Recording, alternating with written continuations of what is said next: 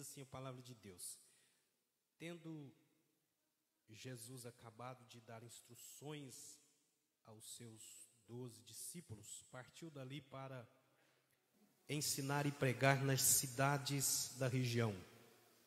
E quando João, no cárcere, ouviu falar das obras de Cristo, mandou pelos seus discípulos perguntar-lhe: és tu aquele que havia de vir, ou havemos de esperar outro?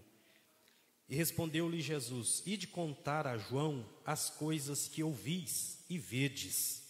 Os cegos veem, os coxos andam, os leprosos são purificados, e os surdos ouvem, os mortos são ressuscitados, e aos pobres é anunciado o Evangelho.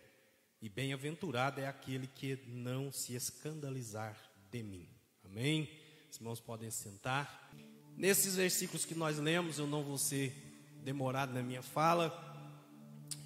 Nós encontramos aqui um contexto histórico onde João está preso.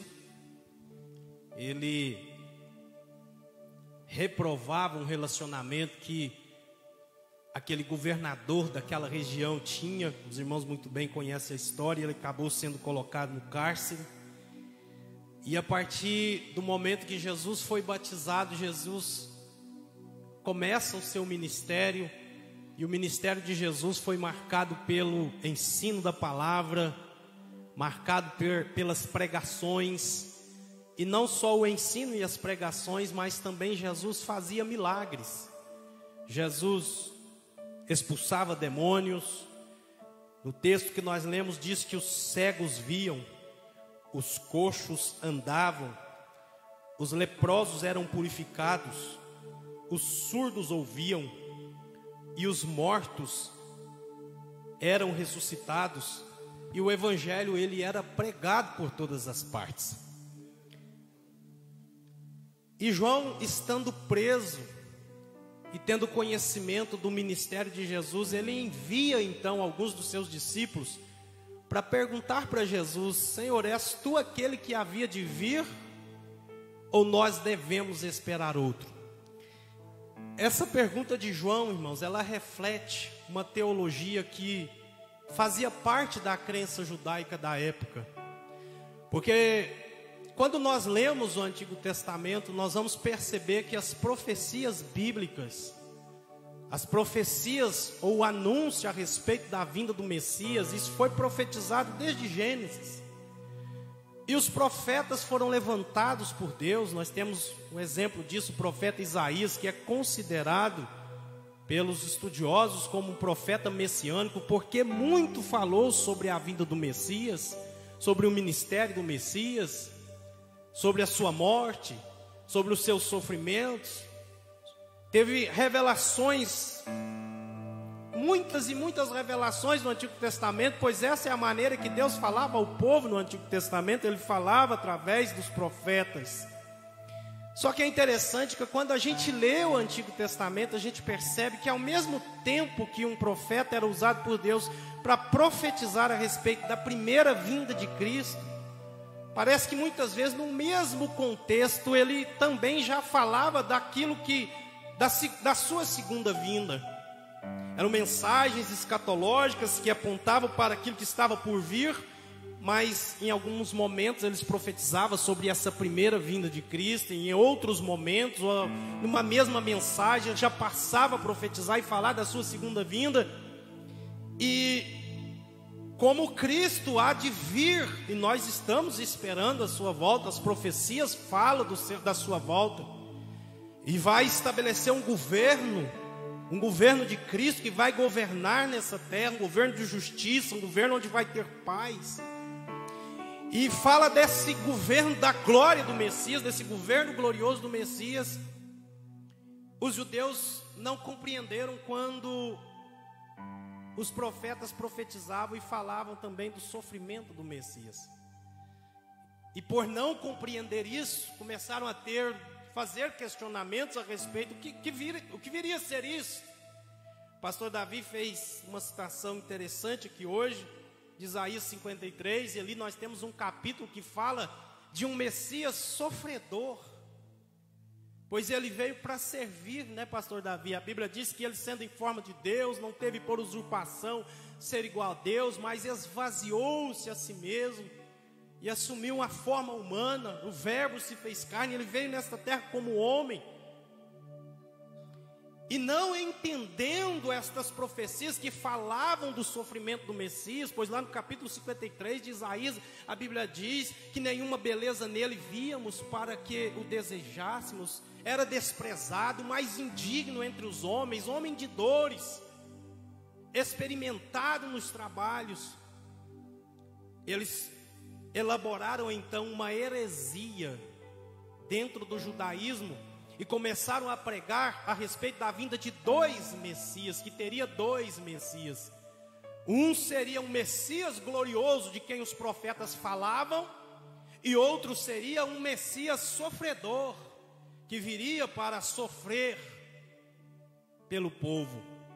Então João, quando ele envia esses discípulos para falar com Jesus, porque a expectativa dos judeus no tempo da vinda de Jesus era que Cristo viria como um rei glorioso para liderar uma revolta, e pensavam que Deus já estabeleceria o seu reino, o reino do Messias já naquele tempo, um reino terrenal naquela época. Então eles esperavam uma revolta, né, contra o Império Romano, que era o império que dominava a região da Palestina e o mundo daquela época. E como isso não acontece por meio de Jesus, João então provavelmente ele se lembra desse ensinamento que os rabinos falavam a respeito da existência de dois Messias, e vendo que Jesus não lidera uma revolta para estabelecer um reino, destruindo o Império Romano, estabelecendo um reino na terra, ele manda alguns discípulos perguntar para Jesus: és tu o Messias que havia de vir, ou nós devemos esperar outro? Aí Jesus vai falar para aqueles discípulos: olha, volta lá e fala para João o que vocês estão ouvindo e o que vocês veem. E o que é que vocês veem? Os milagres estão acontecendo, os cegos ouvem, né? Os cegos veem, os cegos estão vendo, os coxos andam, os leprosos são purificados, os surdos ouvem, os mortos são ressuscitados, e aos pobres é anunciado o Evangelho.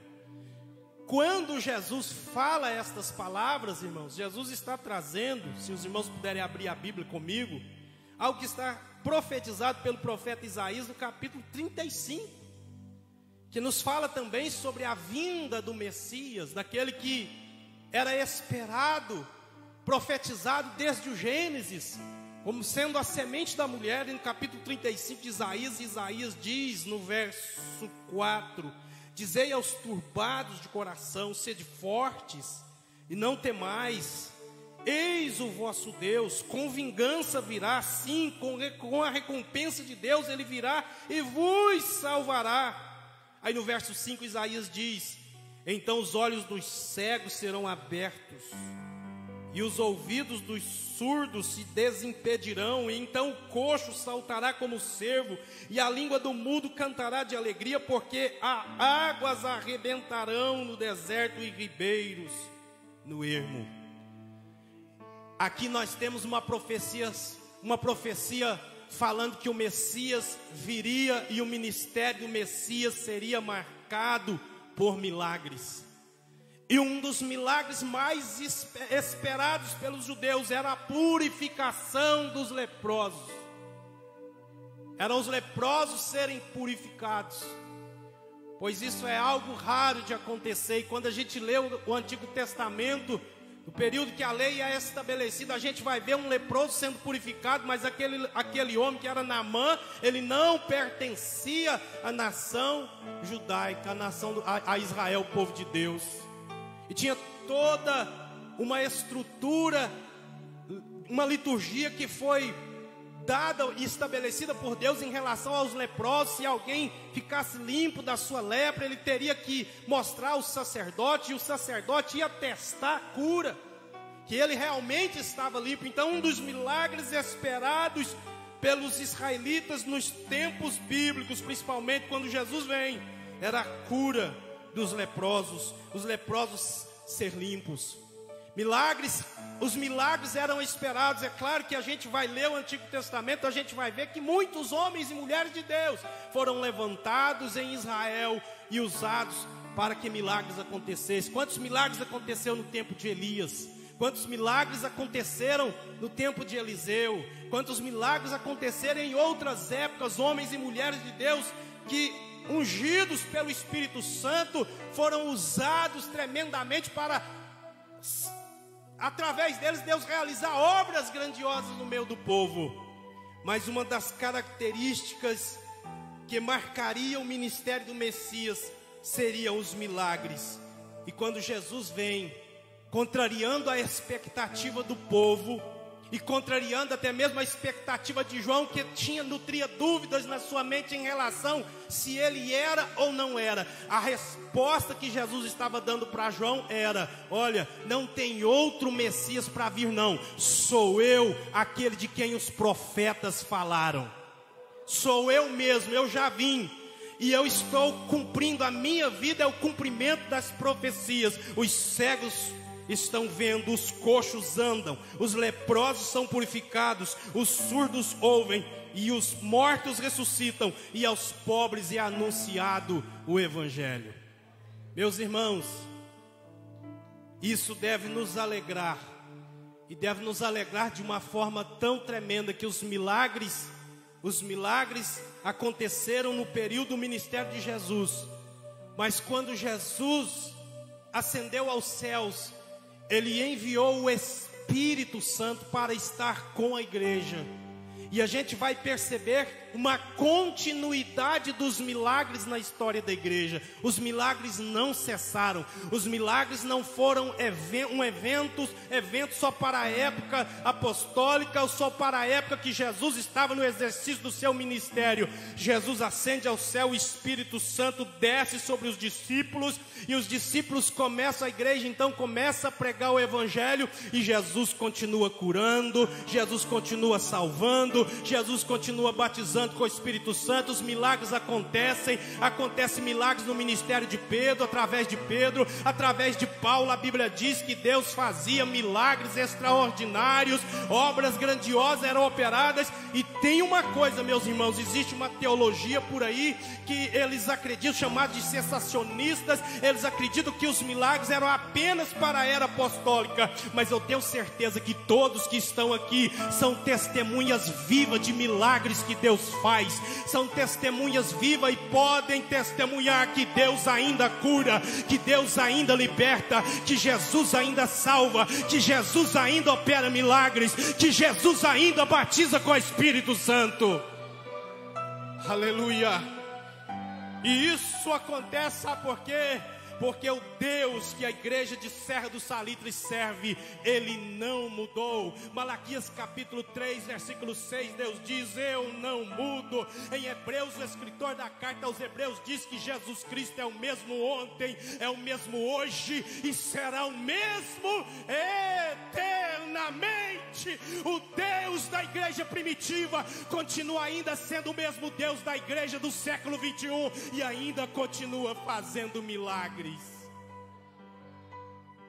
Norman Geisler, na sua teologia sistemática, ele diz que o milagre é a intervenção do sobrenatural no natural. O que é um milagre? É a intervenção do sobrenatural no natural. O mundo, ele foi estabelecido por Deus, o mundo físico, ele foi estabelecido por Deus, e Deus deu leis naturais que regulam e normatizam a vida cotidiana, o mundo físico. Mas Deus está além do físico, Deus está presente no mundo criado, mas Deus está além também da criação. E quando o sobrenatural, que se refere ao Deus vivo e verdadeiro, Criador de todas as coisas, Ele resolve intervir, aleluia, o sobrenatural, intervir no natural, aí começa a acontecer aquelas coisas inexplicáveis. O milagre é exatamente isso, coisa que a medicina não explica, coisa que o homem não explica, coisa que está fora da normalidade, do cotidiano, do dia a dia.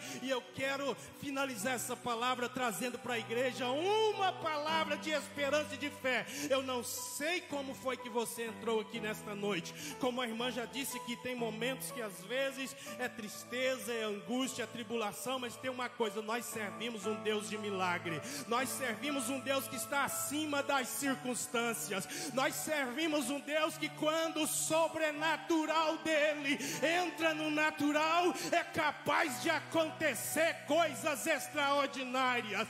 Quando ele entra numa história, aí não tem palavra de médico, aí não tem palavra de advogado, aí não tem palavra de homem, aí não tem sentença de homem. Quando Deus decide entrar, ele manda a muralha de Jericó por terra. Quando Deus decide entrar, ele abre o mar para o povo passar. Quando Deus decide entrar, ele manda pássaros sustentar o profeta. Quando Deus decide entrar numa história, ele ordena e as coisas acontecem. E hoje é a oportunidade, mais uma vez, que Deus te deu de estar na casa do Senhor, e você pode experimentar o sobrenatural de Deus, a intervenção sobrenatural de Deus na sua vida ainda hoje. Aleluia. Esse é o Deus que nós servimos. Esse é o Deus que você serve, que faz milagres, fez milagres no passado, mas que ainda é o mesmo, continua fazendo milagres ainda hoje. E para finalizar a minha palavra, eu vou testemunhar de algo que às vezes edifica. Eu não sou muito de falar testemunhos. Eu sempre ouvi meu pai dizer: aquele que fala de si mesmo busca a sua própria glória. E isso me travou de contar testemunhos. Mas todos nós aqui vivenciamos experiências com Deus. Se cada um de vocês fossem contar aqui, vocês teriam muitas experiências para contar. Mas para os irmãos ver como Deus age, Deus conhece tudo, Deus sabe de tudo. Uma vez chegaram para Jesus, falou: o seu mestre não paga imposto. Jesus mandou eles pescar, vai lá, pega. Nós estávamos pescando ontem, né, irmão? Que o dinheiro do imposto está lá, dentro da boca do peixe. Jesus sabe de tudo, irmãos. E uma vez, nós estávamos lá em Uberlândia, estávamos fazendo uma reforma na igreja lá. E a minha cunhada, a Ruth, me ligou, falou: Juninho, eu recebi um dinheiro aqui, eu vou mandar uma oferta para vocês. E nós tínhamos feito uma cobertura, e para fazer a cobertura, a gente tinha que comprar até as telhas, faltava a calha. E a calha na época estava em R$432. R$432. E eu falei com os irmãos: vamos orar para Deus preparar um recurso aí para a gente comprar essa calha. Irmãos, aí a Ruth me ligou e falou assim: estou com dinheiro aqui, recebi um dinheiro, vou mandar uma oferta para vocês usar na construção aí. Ela sabia que a gente estava construindo. Irmãos, e aí ela mandou R$200. Então era 432, ficou faltando 232. E era um culto de quinta-feira, tinha quase ninguém na igreja. Durante a semana lá, o povo não é de congregar, então tinha Adelaide estava lá, tinha umas 12 pessoas na igreja só. E eu contei o testemunho na igreja, falei: irmãos, nós precisamos cobrir ali, que vai começar a chover. E Deus trabalhou, abençoou. Minha cunhada mandou uma oferta para nós, mandou R$200. Só que a calha é 432, falta R$232. Então os irmãos oram para Deus trabalhar, operar e agir, para que a gente consiga com esse dinheiro para colocar essa calha aqui. Aí tinha uma irmã Maria Ferreira, uma idosa assim, já igual a irmã Noêmia, crente, fiel. E ela falou comigo: eu vou olhar aqui na minha bolsa, o que tiver dentro da minha bolsa eu vou doar para ajudar a colocar essa calha ali. Quando ela coloca a mão dentro da bolsa, no final do culto ela me chama e falou: pastor Júnior, tinha um dinheiro aqui dentro da minha bolsa, resolvi doar ele para ajudar na construção. Quando eu pego o dinheiro que eu conto, R$232. E sabe o que aconteceu, irmão? E não, parece que o milagre já foi grande demais, mas não parou para aí não. E ela falou: olha, minha filha está com uma dívida grande, ela tem uma loja lá em Foz do Iguaçu. E ela está precisando de que as coisas mudem lá. Vamos fazer uma oração no final do culto em favor dela, para ver se as coisas funcionam para ela, que está complicado para ela lá. E a gente reuniu, eu já estava assim, muito emocionado, mas tanta era emoção que eu nem pus muita ênfase nessa oração, para uma mulher que estava lá no Foz do Iguaçu. E nós oramos ali, Deus abençoe a loja da filha da irmã Maria, e tal, por aí, oramos. Quando foi no outro dia, aí depois ela deu o testemunho lá. No outro dia entrou uma mulher, não sei se veio da Argentina, que lá é perto da Argentina, que é do lado para lá, dentro da loja dela e comprou 18 mil reais. Aí ela foi e mandou mais oferta para a gente dar continuidade na construção. Então, irmãos, esse é um testemunho que eu vivenciei com Deus. O nosso Deus é um Deus de milagres. Às vezes nós vamos vivendo o dia a dia, vamos achando que as coisas só vão acontecer dentro daquilo que é normalidade. A graça de Deus, irmãos, é exatamente isso. Quando a graça de Deus age na nossa vida, o que é graça? É um favor imerecido. É um favor que nós não merecemos. É como a irmã diz, a gente falha, a gente erra, mas quando a graça de Deus nos alcança, ela nos alcança não é por merecimento, mas é por causa da bondade, da misericórdia e do amor do Senhor. Então saia daqui nesta noite crendo, com uma fé viva no seu coração, que o Deus que você serve é um Deus que ainda faz milagres. E um Deus que pode entrar na história da sua vida. Não sei qual causa, às vezes, que alguém, eu tenho certeza que Deus colocou essa palavra, nem sabia que eu ia pregar aqui hoje. O pastor falou comigo durante o andamento do culto. Mas tem alguém aqui, eu tenho certeza, que entrou aqui passando uma situação que ela não sabia como ia fazer. Pois hoje Deus está te dando a direção. Ele vai entrar nessa causa, e aquilo que você não sabia o que fazer, Ele vai fazer um milagre. Vai ser inexplicável, mas Deus vai dar a vitória que você necessita nesta noite.